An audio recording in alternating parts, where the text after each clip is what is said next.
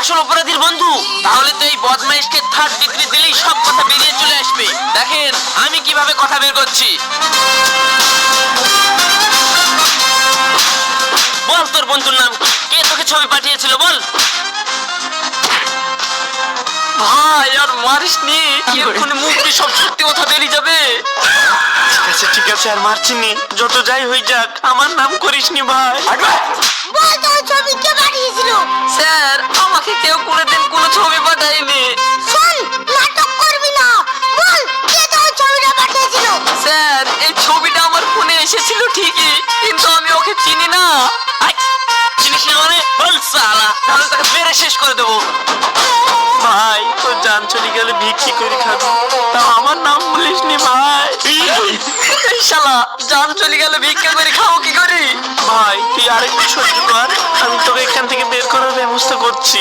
ভাই তাড়াতাড়ি বের করার ব্যবস্থা কর, এই হারকেল বডিতে এত মারার আমি সহ্য করতে পারছি না। স্যার আমার মনে বলছে এই আসল অপরাধী না, যে ওকে ছবিটা পাঠিয়েছিল তাকেও নাও চিনতে পারে।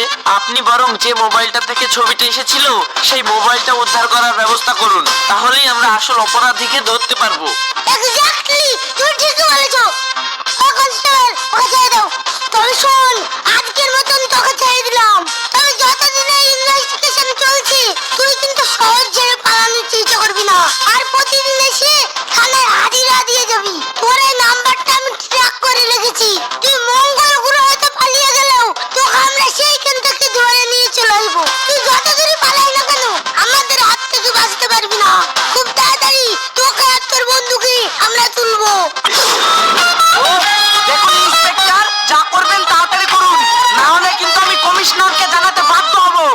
না স্যার, ওইসবের কোনো দরকার নাই। আমি 2 দিনের মধ্যে ওই মোবাইল উদ্ধার করে আসল কালপিটকে আপনার কাছে নিয়ে এসে হাজির করছি। ঠিক আছে ইন্সপেক্টর সাহেব, এখন আমি আসি। চল না সামনে।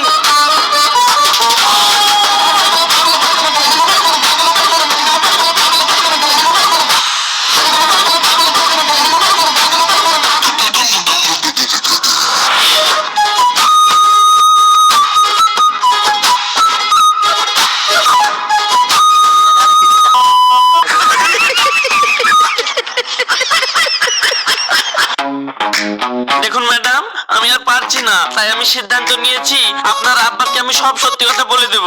কি বলবে তুমি? সবকিছু, একদম প্রথম থেকে আমাদের মধ্যে যা কিছু হয়েছিল সবকিছু আপনার আব্বাকে বলে দেব। তারপরে আমার কপালে যা আছে তাই হবে। বড় জোর আমার আব্বা হার্ট অ্যাটাক করে মারা যাবে, না হয় আমার মান সম্মানটা চলে যাবে, এর থেকে তো বড় কিছু হবে না।